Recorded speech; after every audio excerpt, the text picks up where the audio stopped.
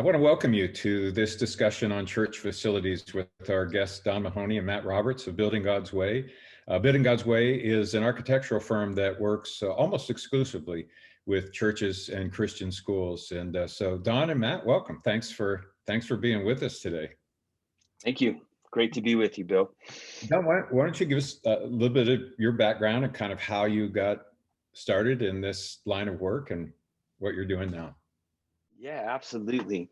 So my name is Matt Roberts. Have the privilege of leading a network of local churches called the Genesis Project. And our heart as a church planting organization is to plant churches in places where maybe churches don't make sense, in some of the hardest and darkest areas and communities of our nation.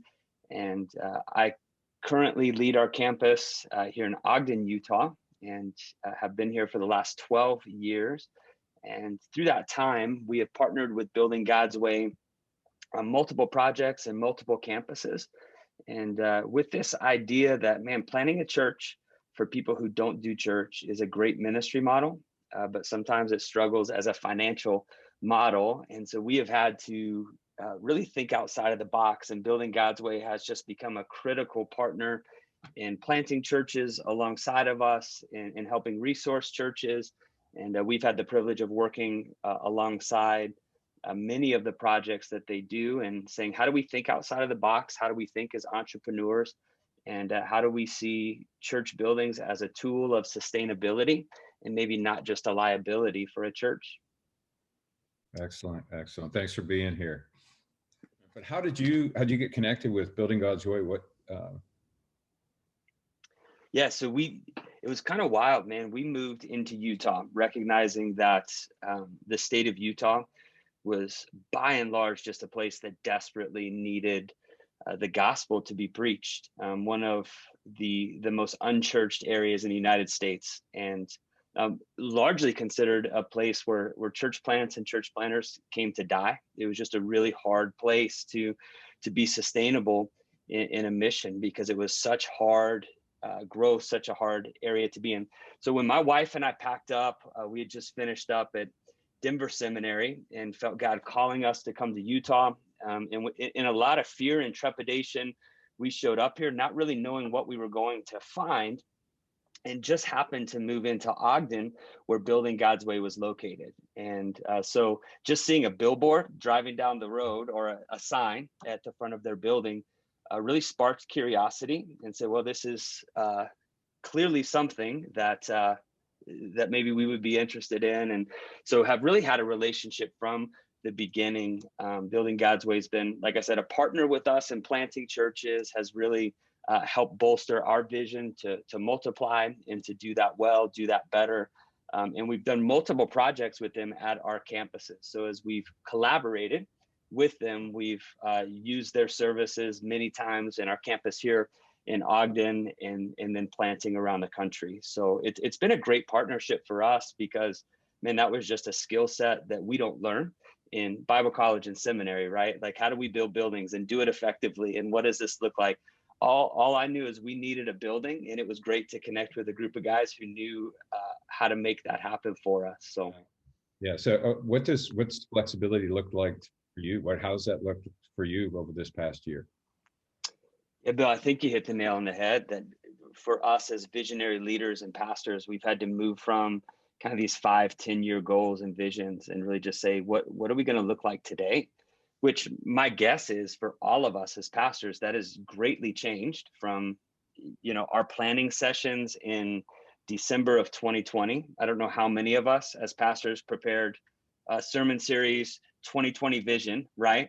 And then you just crumple that up and throw it out, hit March of last year. Where are we going now? And how are we responding today? And one of the things that we've said a lot around our churches is to find the discipline in times like this to let dead things die, to take ministries and thoughts and ideas that maybe have been on life support inside of our ministries for a long time, but we've given the illusion of life just through movement and activity, and just keep going because that's what we do, right?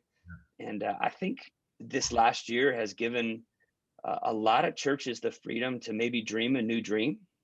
There's probably been a lot of golden calves inside of our churches that just naturally were killed. And my hope is for our church and for the Church of America is that we'll see that this was a blessing, that maybe as all the indicators show, we're coming out of this smaller, but maybe stronger, maybe with a focus and a determination that wasn't there a year ago. And I think that's what flexibility is about to me, and to our ministry. Is it's not about trying to get back to where we were. That ship has sailed, right? It's about maybe an opportunity for all of us. I love the beginning of the book of Joshua, where God says, Moses is dead.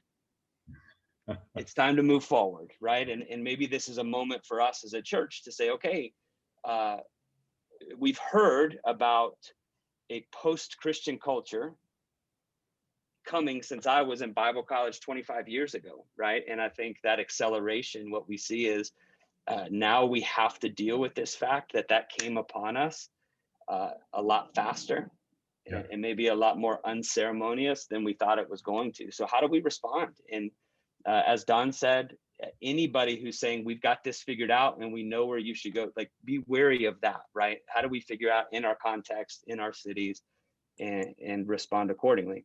How do you approach facilities as you're thinking about them for Genesis Project? Absolutely. I think we see facilities as really removing the label of, hey, this is the place where we worship and this is the place where we do church and nothing else, and really trying to figure out how do we create hubs of community where we're planting that can be an open door, a revolving door. Again, more and more we live in a post-Christian world, and we've been seeing this in a lot of the areas that we've planted. We have a church plant in Portland, Oregon. And what we realize in a place like Portland in the inner city is people aren't just dropping by a church building because there's a cross or a steeple and saying, hey, I wonder what's going on here. By and large, we live in a world of people who never grew up in church.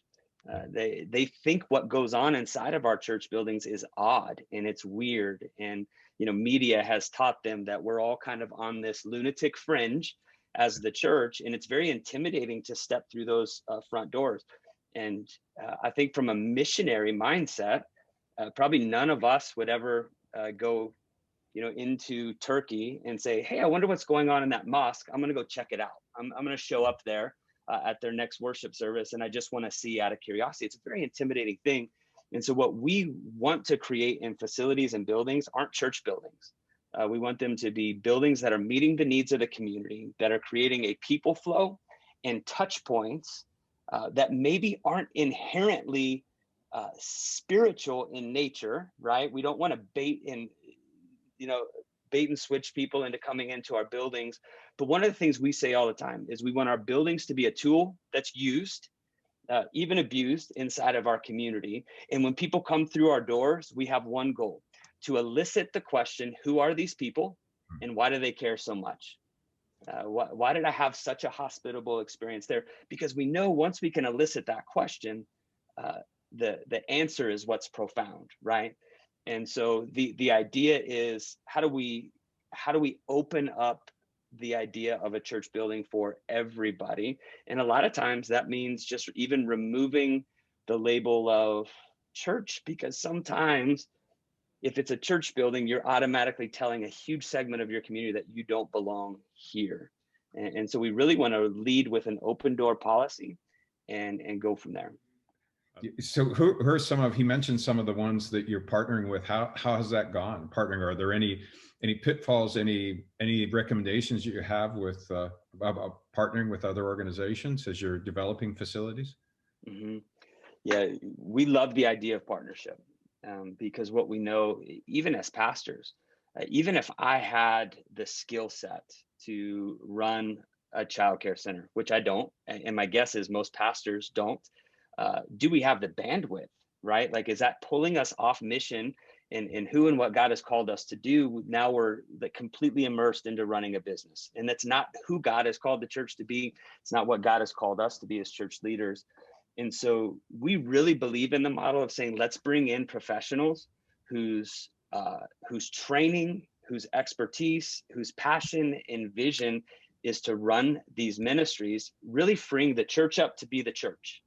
And that's our goal inside of every business model. That oftentimes, man, if the churches become a place of business, and it becomes all about like producing finances, and how do we get our highest and best return out of these things, there's always uh, that missional shift that takes place, right? We begin to drift away from who God's called us to be as the church. And so in every situation where churches are using their buildings in new and unique and entrepreneurial ways, what we try to do is to connect that church with not only a partner to run it, but a resource of ministry, right? To do the best that they can do. And I think a lot of times, so when we talk about childcare, childcare is, I think, probably the most exciting model that we see coming into play right now. And there's a lot of indicators for this, mainly because more and more we see mom and dad having to work, especially in city centers, especially in some of the places where we're planting and growing churches.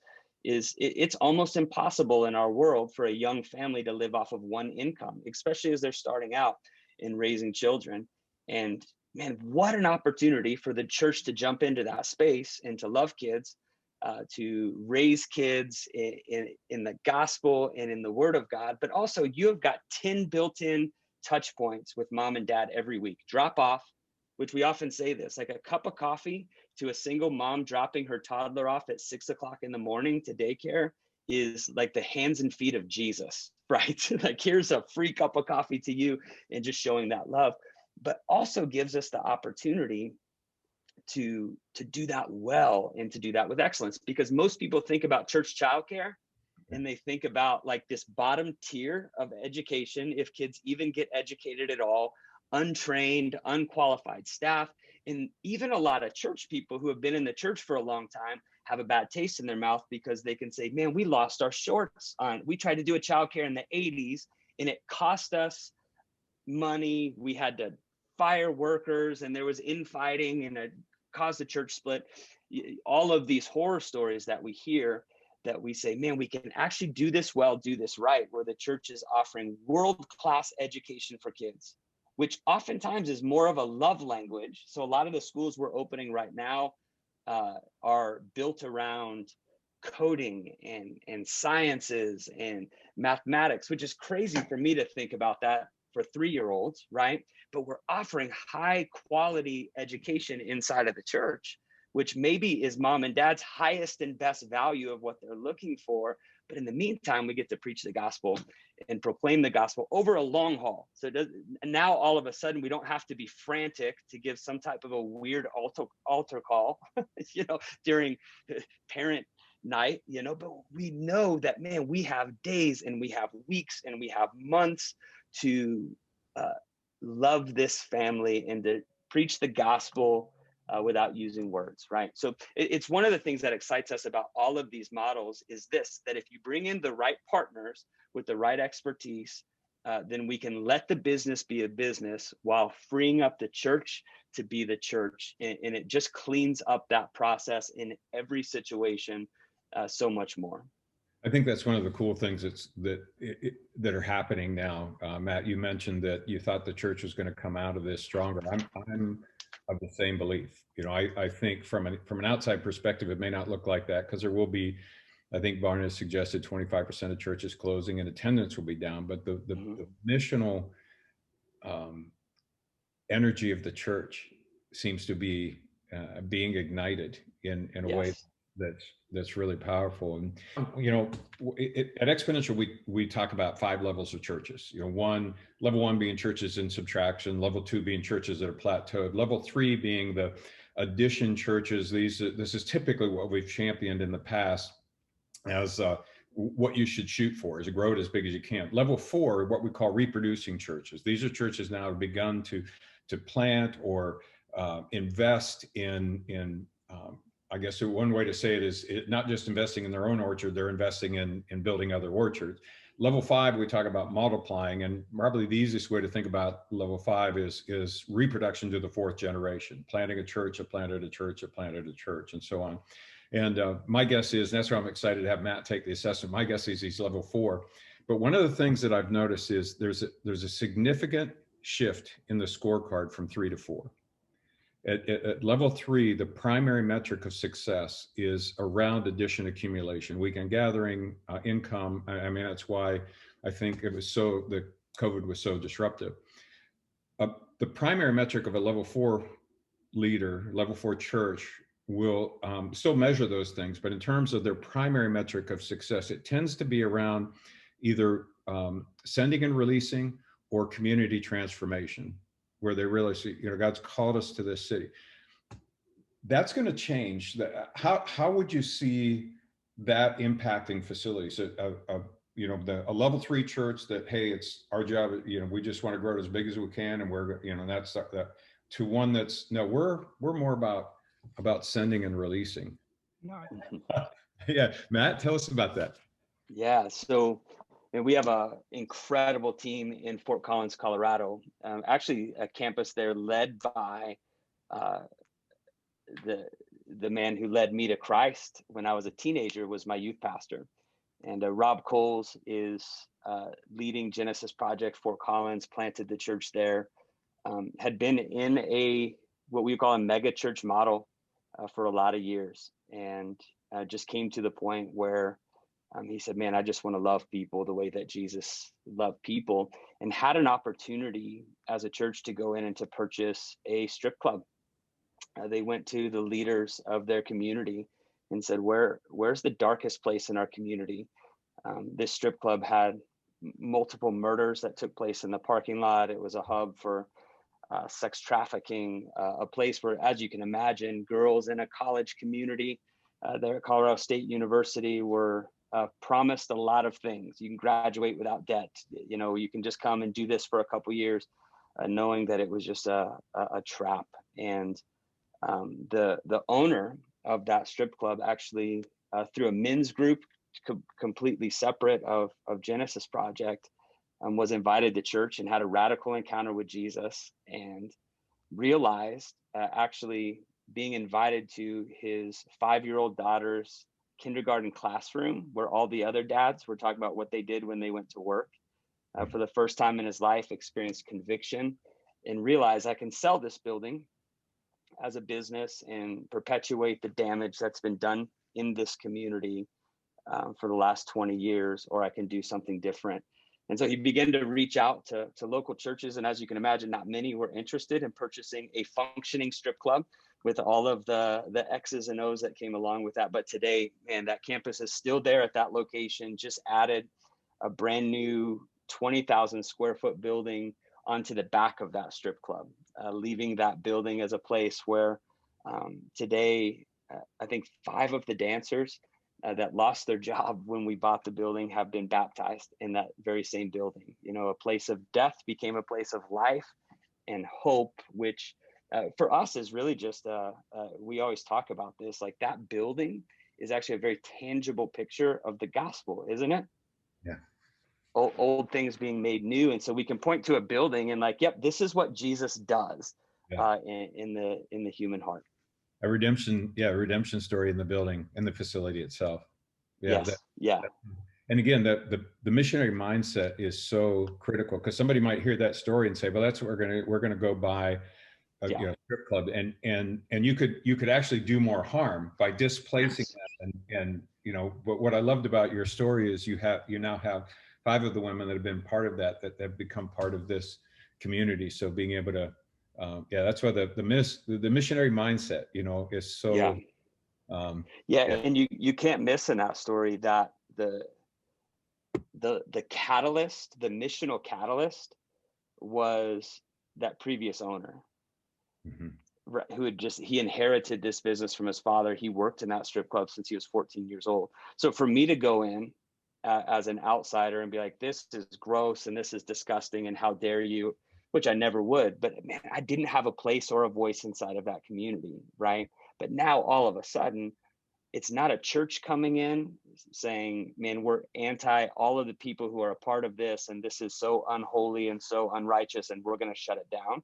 The voice of that movement became the story of a man whose life was changed by Jesus. And now all of a sudden, it's not a church story anymore, right? It's a heart story, and it makes all the difference in the world. And I think that's where we try to lead all churches, right? If there's not a heart story, if there's not a story of transformation attached to your building, you're missing the boat, right? Like if there's people these days, especially millennials, that are more and more becoming the voice of the church moving forward, they're not excited about writing a check for a building, Yeah. right? But the moment that you can show that a building is just a tool, and one of the things that we say often is this, that Bill, I could show up to your garage, go into your toolbox, and I could probably find the tools that you use the most because they're oil stained and they're beaten up. And like, if I find a pristine tool in your toolbox, my guess is that is not a useful tool for you. That's something that someone bought you that you never figured out how to use, how to make useful.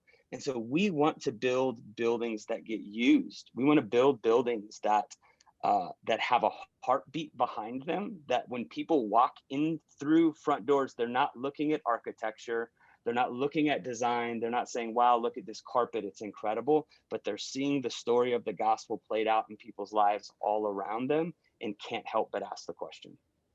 As you mentioned about less come and see, and again, that's what we're seeing, and obviously exponential exists about sending and releasing. We want to see that become the primary metric of the church.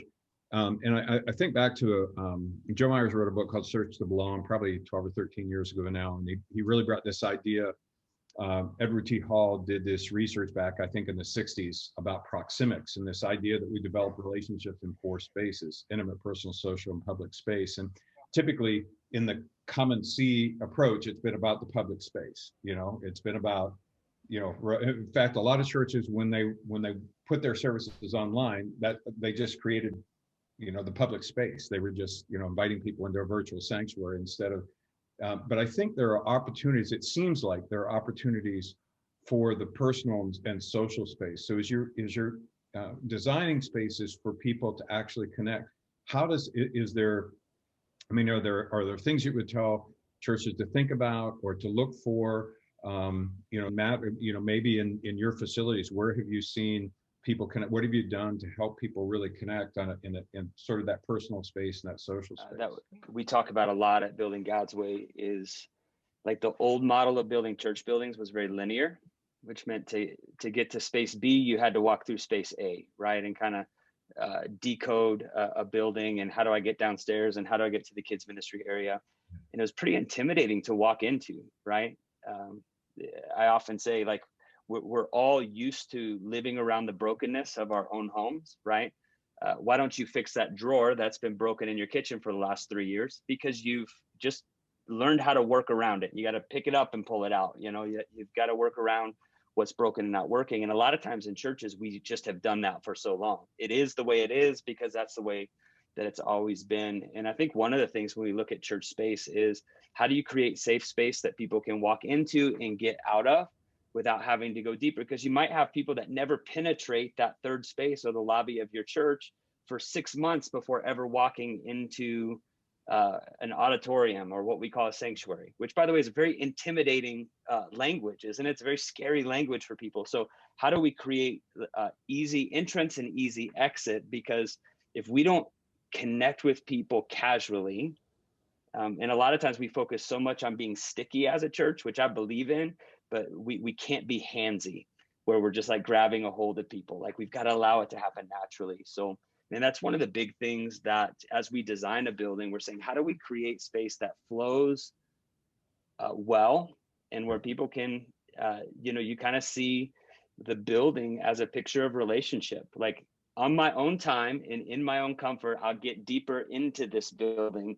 But for now, I just want to stay on the outside looking in. Are we creating that easy, accessible space? As you're designing now, this is even another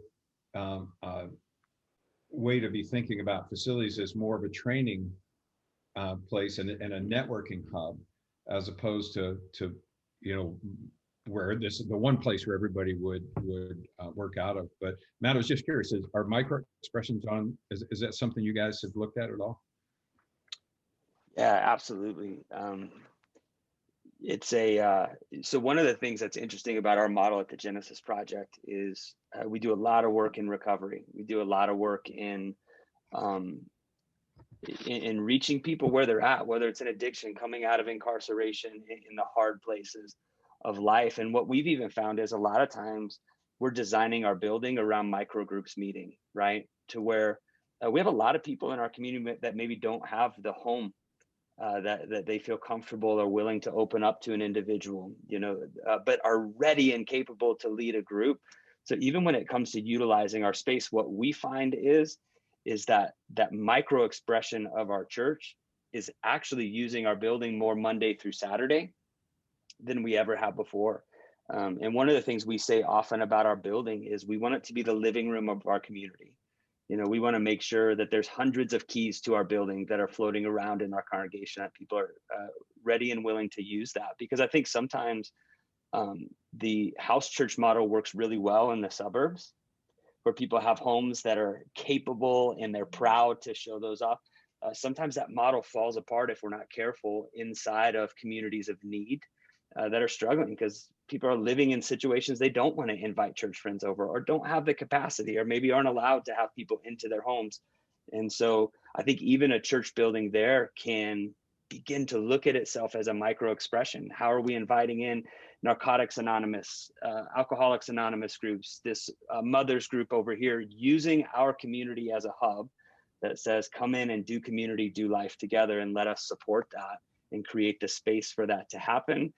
How do we become the living room of our community, where the majority of the people who live in our community don't have living rooms? Wayne Gretzky's famous for saying his success was in skating to where the puck was going to be, not skating to where it is. And so I'd be interested in what you have to, what you would tell churches to be thinking about for the future, where you think maybe things are headed. What are some things that maybe they should be thinking about that just even a year ago? I think one of the things that we see is potentially that my generation as a leader being the end of what we have called full-time vocational ministry.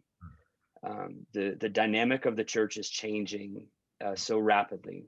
And Bill, you brought up the micro church movement, the home church movement, the facilities. And I mean, you look at most church budgets, and the two dominant line items in any church budget is facility and staff, right?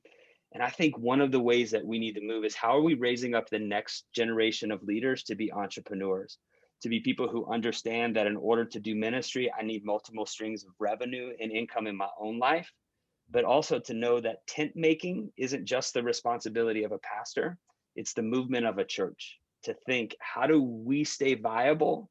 How do we continue to do the things that God's called us to do in a community, in a changing landscape? And I even look at the churches we're planting right now, and church planting in the past has been so dominant on one leader passing the test and living into what we always hoped that they could do in a community. And I think we're going to have to start looking at that differently. How are we equipping groups of people? How are we encouraging young women and young men inside of the church to think differently about economics and calling and ministry, and moving beyond this model that says, if I can't get a full-time paycheck, then I can't do ministry. And we need to start changing that today, I think, inside of our own churches and our staff, and how we hire, the training that we're affording individuals. I know for me, coming out of Bible college and seminary, it was a steep curve to learn business and entrepreneurship and how to think on your feet. So what are we investing in the next generation to ensure that there's a next group of leaders that are ready to take this mantle from us? Yeah, man, that's beautiful. I love it. If we can eliminate that clergy-laity divide and really empower the priesthood of all believers. Yep. And you read the end of Ephesians 1, where Jesus is the head of the church to fill all in all. There'll never be enough vocational pastors to do that. So beginning to just help everybody recognize we're all full-time pastors. We just aren't all going to draw a paycheck from the church.